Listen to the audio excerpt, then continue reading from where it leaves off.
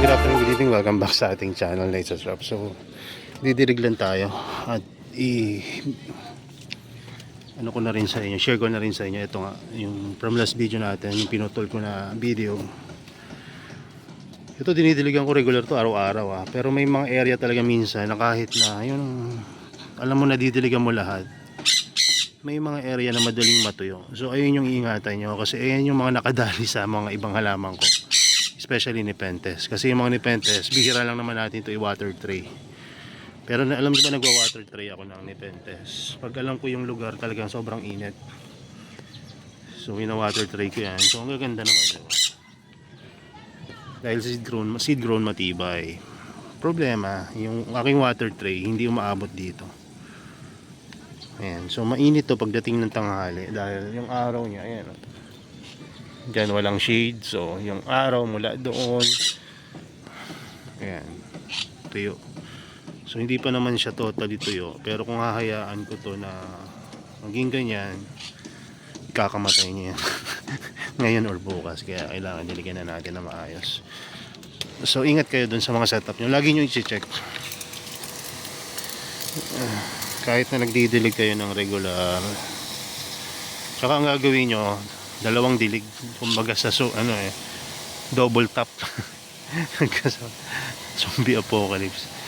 Double yung dilig. Kaya ma-absorb muna, tapos dilig ulit. Bakit? Kasi it takes time bago ma-absorb pag natuyo na talaga yung sphagnum moss. Hindi parang naging water retardant siya, or hindi niya ina-accept agad yung tubig. Kasi nagkaroon na ng film ng algae o kung ano man. So kailangan yan. Okay, bungkalin nyo ng konti. Mabubuhay yan, itong mga ganyan pa. Pero yung medyo nag-crispy na pati new growth, medyo malabo na yun. Pero minsan nagkakaroon pa ng new growth sa gilid. So nabubuhay pa rin. Pero dun sa mga halaman na hindi nating galing sa yung sobrang ingat na alagaan, or mga highlands, sabihin na natin ganun, pagka natuyo yun, ang hirap na, lalo na yung hindi mahilig magbisal na mga Nepenthes. Sabi nga, awit ka dun talaga. Iyak na lang. So kasama talaga yan. So kung gusto mo talagang matagal matuyo, lakihan mo yung paso. Tapos water tray mo ng manipis. Kaya itong Nepenthes, yung iba daling-dali Ako, ang nadadalian ako sa mga seed grown, kaya seed grown talagang pinupush ko na Nepenthes. Parang gusto ko na muna maglaylo sa mga highlands. Kasi hindi talaga pang highlands yung setup ko. Pwede kong setup pa ng pang highlands, pero hindi siya hindi siya low maintenance. Gusto ko kasi yung medyo nakakagalaw pa ako ng ibang kumbaga nakakakilos ka pa, nagagawa mo pa yung mga gusto mo. So siguro paubayan na natin sa iba yung mga highlands na Nepenthes. Focus tayo sa mga lowlands, intermediate, ayoko na muna rin. Ano na lang tayo, species na kahit mga hybrids or crosses, basta't mga tulad ng BHI, okay yun sa akin. Nakakapagpalaki ko nun dati ngayon medyo may good size na rin ako doon. Kung naalala nyo, bumili ako ng BHI na candy na basta yung medyo maganda-ganda na BHI. Ngayon medyo may size na siya.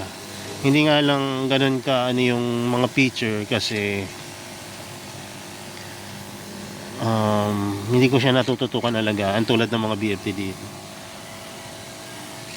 Kaya hindi nyo rin talaga maalagaan lahat Kailangan may mga tauhan kayo na taga-dilig, yung naka-assign para dito, ganyan.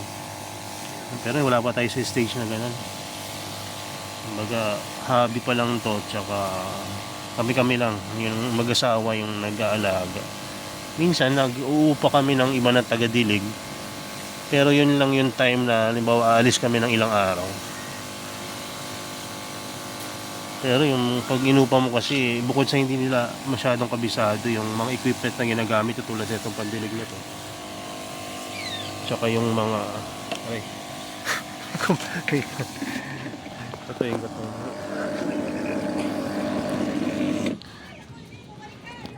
May kumakagat sa pitan. Ayun na. Etong stainless B, wala siyang pang sting. Pero meron siyang jaw or ano pa nga, mandible. Naka-short kasi ako ng ano eh, yung alam niyo yung sobrang luwag. Tapos maliit pa. Siguro hanap ng crispy ano crispy pat. Hindi na gato na hindi nang gi-sting pero nangangagat siya. Pero ang pakiramdam lang para kang dinikita ng amor seco o yung may mga parang cactus ayun, ganun. Maliit na cactus dinikitan ka. Ganun yung pakiramdam. Kaya parang hindi ka rin mapapalagay. Kahit na nailagay ko na siya diyan, saan ba siya? Kahit nailagay ko na siya diyan, hahanapin pa rin ako niyan. Ganun sila eh. Tatatakan ka nila, hanapin. So ayan, dilig tayo ulit. Mamaya mararamdaman mo na naman yun kung saan siya kumagat dati. Doon na naman kakagat yan. Pero huwag kayong matakot kung nagpaplano kayong mag-alaga ng bee. Hindi naman siya masakit eh. Pero hindi naman ako eh. Nakakatawa lang. Para ka lang kayong pinrank ng kaibigan nyo. Ganun lang. Tsaka kung hindi nyo trip yung ganyan na nangangagat, merong bee na honey bee rin na hindi talaga siya nangangagat totally. So ayun yung tinatawag na munggo-munggo. Sa local name niya. So yun bang scientific name. Pero ayun na lang, munggo-munggo. Search na lang yan stainless bee na munggo-munggo. Hindi siya nang i-sting, hindi siya nangangagat. Siya yung pinaka peaceful na Venus flytrap na bee, no? So medyo sa tingin ko medyo mahal lang siya. Siguro dahil ang ino-offer kasi sa akin yung nasa box na. Kaya ang sabi sa akin 2,500. Siguro tama lang naman ang presyo. Pero nung tinanong ko kung magkano yung pearl, doon ako namahalan. Kasi ang pearl niya ay 900. Samantalang ang pearl ng yung nangangagat yung biroy yung niya, yung pinaka-common niya na stainless bee, which is okay siya dahil medyo mas mabilis siya sabi nila mas okay daw yun, mas common. So ayan. So yung yung sinasabi ko sa inyo na yung hindi nangangagat, hindi nang i-sting na bee, yung munggo-munggo. Ayun, kung gusto niyo ng pollinator, ayan, the best yun. Tapos nagpo-produce rin naman siya ng honey. Ayan. Kaya lang kasi ang liliit kasi ng munggo-munggo. Pero sikat na sikat yan sa Bangladesh, India, at iba't ibang mga bansa sa mga nabanggit ko na bansa. Ayun yung inaalagaan nila sa bahay-bahay nila. Kasi nga hindi nangangagat. So ayan, kapag nadiligan na natin yung mga delicads, so ngayon diligan naman natin itong nandito. Tanggalin naman na natin itong bawal na mabasa. So ito yung routine ko araw-araw. Wala nag-decide ako na mag-carnivorous plant. Sa umaga pagising, after mo mag-breakfast or before or after mo mag-breakfast, dapat nakapagdilig na. After nun, mag-aayos na ng mga order, pahinga ng konti. After mag-ayos ng order, maghihintay na lumilim ng konti, ihahatid ko na yung mga order. Ganun lang. Tapos dun sana nagbabike na kaya lang hindi naman makapag-bike ngayon. Kung papansinin nyo, ang klima ngayon grabe. Kung titignan nyo yung mga update ngayon, napakataas ng radiation sa labas. So hindi worth it siguro na magbike ng ganong katanghali. Hindi naman ako vlogger ngayon ng hindi na natuloy vlogger na cycling. Gusto ko nga sana mag-vlog ng cycling, kaya lang din ang dami na kasi. Tsaka hindi naman ako ganun ka passionate ako sa cycling, kaya lang hindi ako ganun ka, alam niyo yun, yung full-fledged, kasi ang dami ko ring mga ibang mga ginagawa.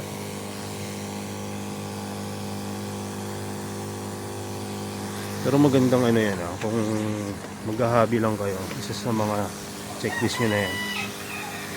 Bukod sa makakatipid kayo baka makatipid ba talaga, kung bukod sa makakatipid kayo, ayan, libre pa ng exercise nyo.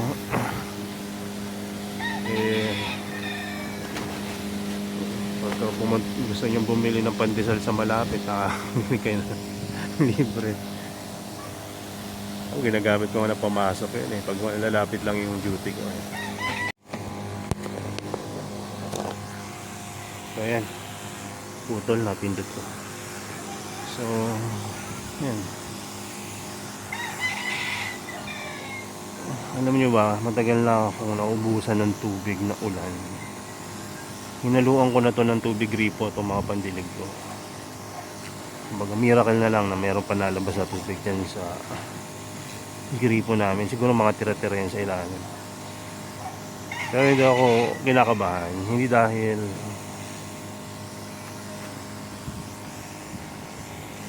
kumbaga nagyayabang tayo dahil alam ko naman na mag-pop hindi magkukulang ang sustenance ng Panginoon. Naglagay ako ng tubig pero kukunti pa, kaya mababa pa rin yung sukat, nasa 20 plus. So in-expect ko din uulan na yan, mga ilang araw na lang yan. Pag hindi talaga umulan, so mga ilang linggo tayo na naman na gripo na talaga gagamitin ko kasi. So magbablog tayo kung anong epekto ng tubig gripo sa ating carnivorous plant. Pero sa ngayon, ito muna, mix with rainwater and tap water. So kung nagtataka kayo kung bakit merong BFT dyan sa gitna ng mga sand dunes, ito yung natirang X-Spider doon sa isang tray. Nag-save ako syempre kasi hindi ko alam kung makaka-acquire pa ako kasi hindi nagre-reply yung replacement. Siguro nasa ibang bansa siya or busy siya at kaya hindi pa niya ako nare-replyan. Pero meron akong meron pa ako sa kanyang isang bote kasi yung isang bote nga nagkaroon ng contamination yun nung napunta sa akin. Willing siyang palitan, kaya hanggang ngayon wala pa.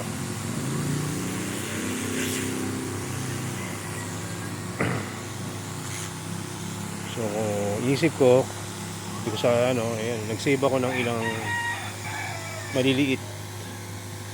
So kahit hindi ako mabigyan ng replacement, meron akong X-Spider. Saka sa tingin ko yung X-Spider madali siyang paramihin kumpara sa ibang BFT, kaya siguro ayun yung napili niya ng tissue culture.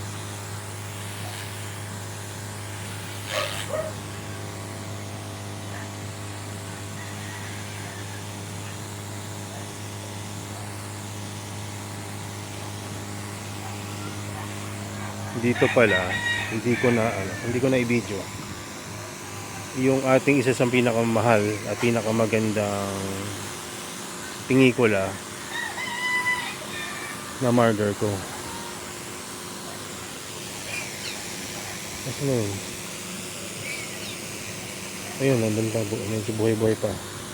So na marker ko, ibig sabihin na-uproot ko siya. In-uproot ko siya intentionally talaga kasi medyo angat siya, nakaangat.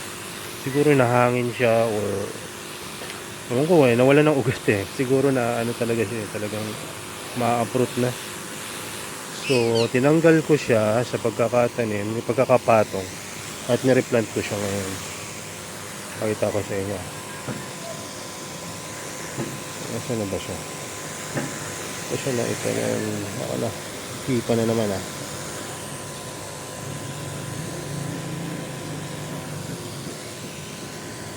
Wala. Hindi ko yung kanina eh.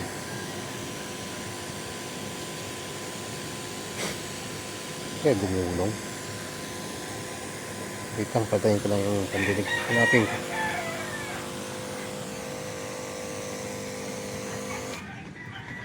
Dito lang ako nakapag-concentrate sa pagdidilig eh. Nawala yung tinanim ko. Dito lang yun ah. Wait lang.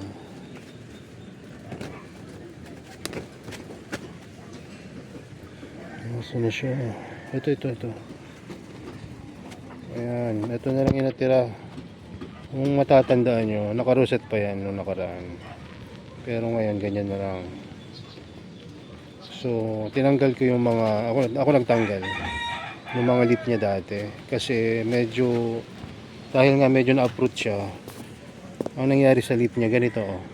Ayan, nag-dry, numipis. So, hindi na siya good for propagation. Pero tinanggal ko na rin para mas hindi siya madamay sa pagkabulok niyan. Tapos tinanim ko para kung sakasakali na may pag-asa pa kahit katiting, bibigyan sila ng chance. Hindi naman ako masyadong kinakabahan na mamatay yung ating mother plant, pero sana lang hindi matuluyan. Kasi meron pa rin naman tayong mga propagation naging successful. So, kung matatandaan nyo, sinabi ko nung nakaraan na mahalaga talaga na i-propagate nyo yung plant nyo pagkadating. Dahil sa ganitong mga sitwasyon, minsan hindi nagtutuloy yung mother plant.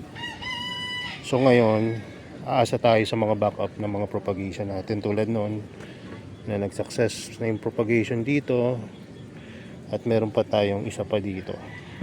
So kung sakasakali, no, huwag naman sana matuluyan yung mother plant, may dalawa pa tayo na backup. Ayan, kaya tayo pagdating propagate agad. Ayan, may mga time na hindi mo kailangan mag-propagate kasi sobrang liit pa. So i-take mo rin yun. Take note mo rin yun. So yun lang muna siguro at medyo mahaba na tong video na to. So yun lang muna, God bless and bye bye.